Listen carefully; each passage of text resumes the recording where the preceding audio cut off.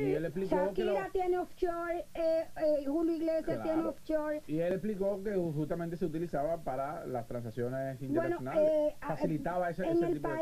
En el país pueden ver la larga lista de artistas y atletas profesionales con empresas offshore pero es que sea doña Gloria que diga. Vamos a desmitificar exactamente, el tema. si son legales o ilegales, qué tipo de instrumentos financieros son. Gracias, muy buenos días Alba, a Wilkins y a toda su radio audiencia. Bueno, obviamente el tema está caliente, hay mucha especulación al respecto y la especulación, bueno, obviamente surge porque hay relativamente poco conocimiento del tema. Entonces yo te iba a decir, ahora que tú decías, Julio Iglesias la tiene, fulano la tiene. Señores, todo el que tiene $10 probablemente tiene una sociedad offshore, porque no es absolutamente ningún crimen y al contrario, te permite la posibilidad de poder diversificar un poco lo que es tu capital, lo que tú a lo mejor, si te has pasado 15 años trabajando como periodista, pues bueno, tienes 2 centavos que quieres diversificar y esa es la manera de hacerlo. Pero no necesariamente para tú invertir estos dineros tienes que tener una sociedad offshore. A lo mejor hay mucha gente que conocemos, mucha gente pública,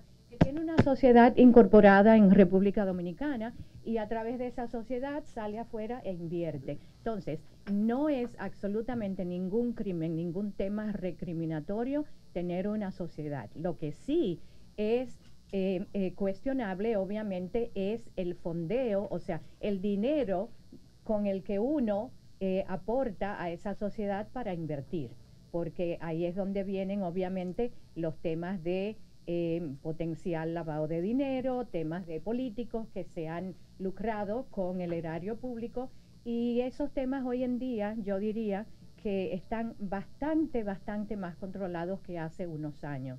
Cuando yo empecé en Miami, en lo que es la banca de inversión extranjera, esos bancos lo que quiere decir es que toda su clientela reside fuera de Estados Unidos. Son capitales que llegan a Estados Unidos o Europa, pero los clientes viven fuera. Y son este tipo de clientes de los que hemos conocido en estos días, incluido, por ejemplo, el presidente Abinader y el presidente Sebastián Piñera de Chile, que está siendo muy cuestionado, pero yo que estuve viajando a Chile 30 años, por lo menos 6 veces al año, tuvimos una época en la que estábamos bastante metidos en Chile porque había todo ese capital y empresas o sociedades que se habían fundado hace 60, 70 años, que se estaban empezando a vender y cuyos dueños estaban empezando a recibir sus capitales y todo ese dinero se estaba invirtiendo. Pero en el caso de Piñera... En el caso de Piñera, el problema es una transacción que hizo una de sus empresas. No exactamente el problema no es que él tuviera una offshore, sino cómo tú la utilizas. Por supuesto. En el caso de Piñera, un poquito de información. Piñera fue la primera persona, el primer tipo que insertó el uso de tarjeta de crédito en Chile. Imagínate tú el dinero que puede tener Piñera. Y después, obviamente, se diversificó. Pero lo entró como empresa. No como gobierno. No, hace años, te estoy hablando esto hace 30 años. Lo entró como empresa, obviamente se ha forrado de plata. Bueno, con tanta gente. Claro, desde ahí, y además que le tocó todo un resurgimiento económico en Chile. Y luego llegó a ser hasta el principal accionista de la línea aérea, LAN Chile. Cuando lo eligieron presidente por primera vez, pues obviamente tuvo que vender esas acciones, renunciar a ese directorio. Pero por lo que están cuestionando a Piñera es porque supuestamente él tenía un gran número de acciones de una empresa minera. En la empresa minera Dominga, y aparentemente él tenía un socio capitalista. Están especulando que él le vendió esa minera, su participación a ese socio, y que el socio le pagó una parte, que era como una tercera parte en Chile, oficialmente, y que el resto se lo pagó fuera de Chile, en Estados Unidos o en Europa, donde quiera que tuviera estas cuentas. Eso es lo que le cuestionan, porque obviamente la porción que era la más grande que se le pagó fuera del país, de Chile, si es que esto se comprueba, pues obviamente estuvo exenta de impuestos. Lo que ha dicho el presidente Abinader es, y ahí me gustaría que usted me aclarara, es que sus empresas sí han pagado los impuestos y están declaradas en territorio dominicano, es decir, que no han incurrido en una ilegalidad. O sea, ¿cuáles son esos elementos que debe tomar en cuenta un empresario, un político que tiene una empresa offshore respecto de ese instrumento financiero con su país? Claro. Primero que nada, pues obviamente declararla. Cualquier sociedad, ya sea offshore o de acá, debe formar parte del patrimonio declarado de un empresario o de cualquier persona común. Obviamente, todos sabemos que tal vez nuestro país va en camino de mejorar muchísimo lo que es el sistema de radares de lo que son los bienes de los dominicanos o de los extranjeros haciendo negocio en Dominicana, pero que todavía no estamos en un nivel de perfeccionamiento. Entonces, si Luis Abinader declaró sus sociedades y es perfectamente aceptable que esas sociedades tengan inversiones financieras fuera, ¿por qué? Porque se aplica en economía y en finanzas un mandamiento que es pues obviamente muy recomendable, que es diversificar sus activos. Entonces, si Luis Abinader tiene todos sus negocios en su país de origen, es lo que sea, su universidad, su línea aérea, su compañía de tal o cual, pues obviamente lo más recomendable es que el patrimonio de dinero líquido esté invertido fuera. ¿Por qué? Sobre todo porque países nuestros en Latinoamérica y países como los nuestros que están tan politizados pueden estar muy tranquilos hoy en día, pero el día de mañana puede venir un sistema político o un problema social que se puede salir de control. Entonces esos capitales normalmente están resguardados en jurisdicciones donde son mucho más abiertas, donde hay muchos más productos para invertir y donde hay mucha más seguridad económica. Exacto. En la República Dominicana, ¿desde cuándo se manejan estos mecanismos de inversión? Yo recuerdo haber escuchado por primera vez el término de empresas offshore cuando el caso Baninter, Álvarez Renta y esa gente. Que escondieron los cuartos en empresas offshore. Exactamente. No, y hicieron transacciones aquí con empresas offshore, por ejemplo, un periódico importante de la República Dominicana que lo adquirieron con una empresa offshore que habían formado en Gran Caimán con un capital de $10,000 y luego hicieron unos certificados en el banco aquí y luego les reconocieron esos certificados para pagar el periódico. $10,000. ¿Se tú me entiendes? O sea, sí. Hacían muchísimas cosas. O sea, que aquí el término offshore entra, vamos a decir, que con una imagen negativa, porque siempre ha estado ligado como a cosas turbias. Sí, precisamente, tal vez por lo que yo decía, de que el país todavía no está totalmente organizado fiscalmente. Voy a responder tu pregunta y después te voy a poner un ejemplo de Chile.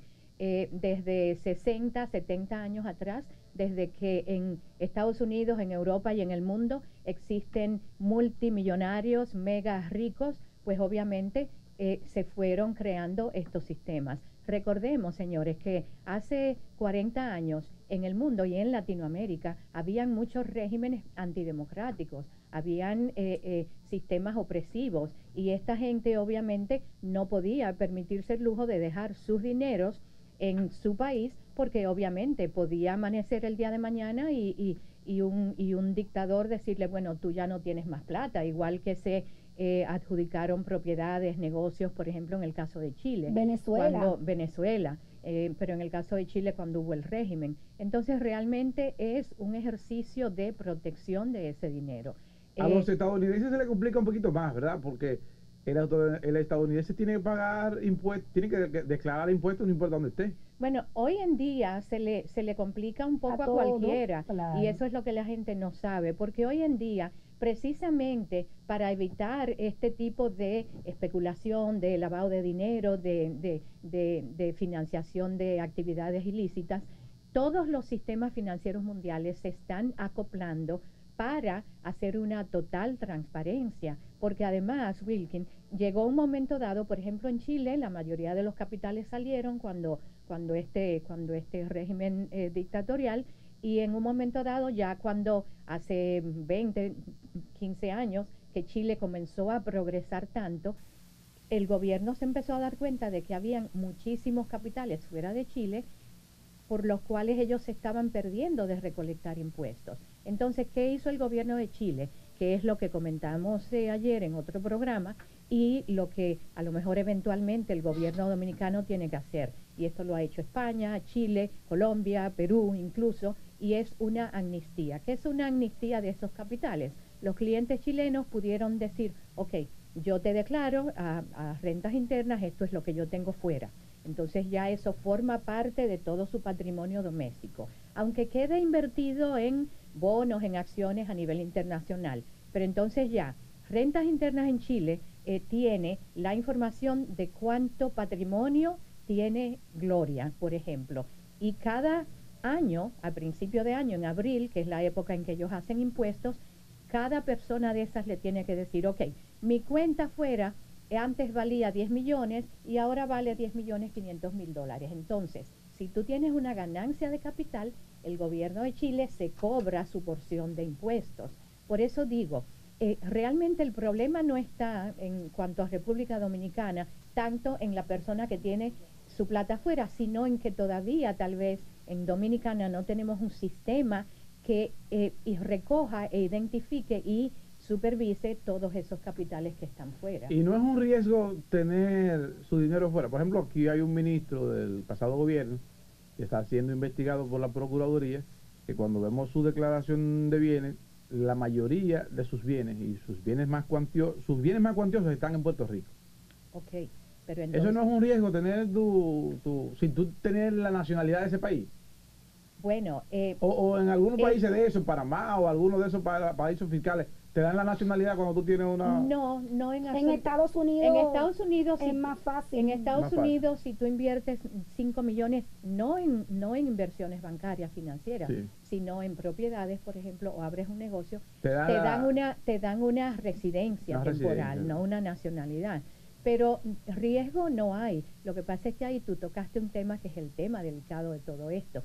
En el caso de personas políticas que antes de haber ocupado un puesto político tenían 4 centavos y hoy en día tienen depositado en X país o en X banco 5, 10, 15, 20 millones de dólares, ahí está el problema. Y eso hoy en día es bastante difícil de esconder, pero en épocas pasadas, porque existían todavía jurisdicciones como Panamá que eran bastante más laxas, nombraban directores de las sociedades para que no apareciera el nombre del cliente final, pero ya hoy en día es más difícil de lograrlo. Ahora, lo que sí es cuestionable son esos capitales de personas que no tienen, como Luis Abinader, un padre multirrico que le heredó una fortuna o una actividad profesional o un negocio como don Pepín Corripio, por ejemplo. ¿Quién va a cuestionar a Pepín Corripio? Aunque a lo mejor, quién sabe, puede saltar un grillo en algún momento, pero él tiene la capacidad de justificar su capital. El problema está en esas personas. No, aquí tenemos de sobra políticos que lo pusieron en la OISOE y de repente son constructores a todos los niveles y tienen sucursales en Panamá y tienen sucursales en otros países, en Haití, y luego compraron senadurías y todavía están en el Congreso. Sí, porque el problema... Con no al lugar. Sí. Con no al lugar. El problema está... Y guapo, y con capacidad de enfrentar al procurador. Y súper activo en el Congreso. Sí. Hay una ley de lavado de dinero que se está atacando bastante fuerte, pero está probado, señores, que no solamente en República Dominicana, específicamente en Latinoamérica y en el mundo, porque pasa en todas partes, aunque tal vez mucho más poco visible, mucho menos visible, pero el narcotráfico y las personas que hacen lavado de dinero se dieron cuenta, sobre todo en países pobres con mucha necesidad, que llegar a personas políticas era muy buena manera de llevar a cabo esas actividades ilícitas. Entonces todo eso es lo que se está tal vez en este momento tratando de limpiar un poco, porque yo llegué a República Dominicana, regresé el año pasado. Hasta el año pasado, que yo trabajaba todavía en mis instituciones financieras, cuando yo pretendía abrir una cuenta de República Dominicana, me la cuestionaban y me la miraban, pero de arriba abajo. Sí. ¿Por qué? Porque tenemos muy mala reputación. Y eso obviamente le perjudica al país, aunque la gente no lo sepa. Me gustaría saber qué requisitos le ponen a un dominicano que tenga su vida en Estados Unidos y decida venir a retirarse aquí. ¿Qué requisitos le pide un banco para abrirle una cuenta? Un banco dominicano. Dominicano. Bueno, en mi caso, yo soy dominicana de nacimiento, entonces yo residí fuera, tengo una ciudadanía americana, pero yo soy dominicana. Lo que sí te piden, seas dominicana o seas extranjero, es, ok, dame tu documentación. Hay unos sistemas, todos sabemos hoy en día, que yo me meto a Google y me sale toda la información, en qué bancos yo trabajé, qué es lo que hice, todos esos años. Entonces hay muy poca información pública que se pueda esconder. Por otro lado, ya cuando te permiten a lo mejor abrir tu cuenta, si tú no tienes muchas manchas en tu historial personal, pues tú tienes que justificar que, bueno, en el caso de Gloria, lo que yo he traído para comprar un departamento aquí con mi esposo ha sido mis años de trabajo. Tuve que traer cartas bancarias de los bancos en los que hace 30 años he tenido cuenta, y me han pedido estados de cuenta para ver un poco cuál es la evolución de esos fondos. Porque si yo no soy millonaria y de repente vengo a República Dominicana y abro una cuenta con 10 millones, ¿de dónde los saqué? Bueno, aquí hubo un caso en la que un banco de los más importantes del país actuó de manera correcta. Aquí hubo un grupo que vino y compró un consorcio de bancas, de loterías y de apuestas, y trajo de Estados Unidos 80 millones de dólares y lo trató de depositar en un banco comercial, y el banco comercial le rechazó el depósito. Pero claro. Le rechazó el depósito, y luego entonces esa empresa sometió a la justicia al banco, porque el banco consideraron que el banco lo desacreditó. Lo discriminó. Exactamente. Pero si el banco encontró suficiente Claro. información para documentar que esos capitales no habían sido obtenidos de una actividad económica o empresarial limpia, pues obviamente el banco no tiene no solamente puede, sino que debe Después ese rechazar consorcio eso. de bancas de lotería cayó precisamente por sus ejecutivos, por problemas entre los socios. ¿El narcotráfico? Había problemas, sí. Bueno, Había claro. problemas de todo ahí. Hay un consorcio de O sea, que banca el banco grande que actuó no bien. tiene ni una cuentecita. No puede poner ni siquiera a los empleados una seguridad social ni pagarle con tarjeta. Oh, ahí. Bueno, aquí hubo un caso, por ejemplo, que sonó mucho, el del Banco Peravia, que vinieron estos venezolanos y aparentemente o nadie sonó las alertas porque yo intenté abrirle una cuenta a uno de ellos, y cuando llegué allí me dijeron, o sea, olvídate inmediatamente, porque lo que saltó allí fue de todo, lo que no hace una persona íntegra ni honesta. Entonces aquí lo que sí he escuchado que pasaba mucho es que a lo mejor sonaban alarmas, no, mira, esta persona es cuestionable, pero alguien más arriba decía, no, pero abre la cuenta que yo me responsabilizo. Entonces eso no debiera ocurrir, porque eso eventualmente se nos reversa y nos perjudica. Totalmente. Así es. Bueno, muchísimas gracias a doña Gloria por Gracias a acompañarnos, doña.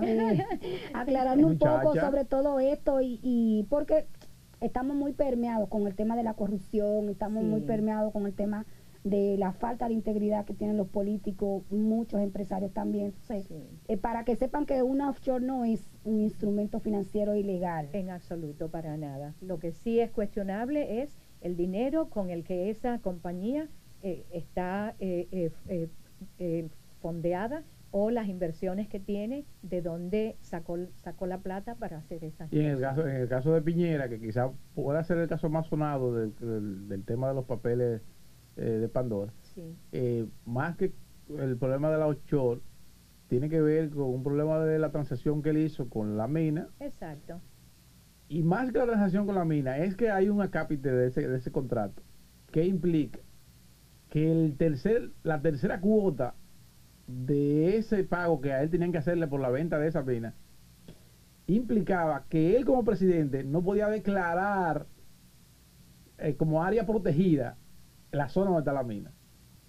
O sea que Sí. si él declara, Sí, es ponía así. el país también. O sea que estaba él comprometió el Estado. Dios mío. Sí, había algo de un tema de medio ambiente Claro, y protección claro, o sea, de esa zona. si él le iba a completar el pago, si él como presidente no declaraba área protegida, la zona donde está la mina. Sí.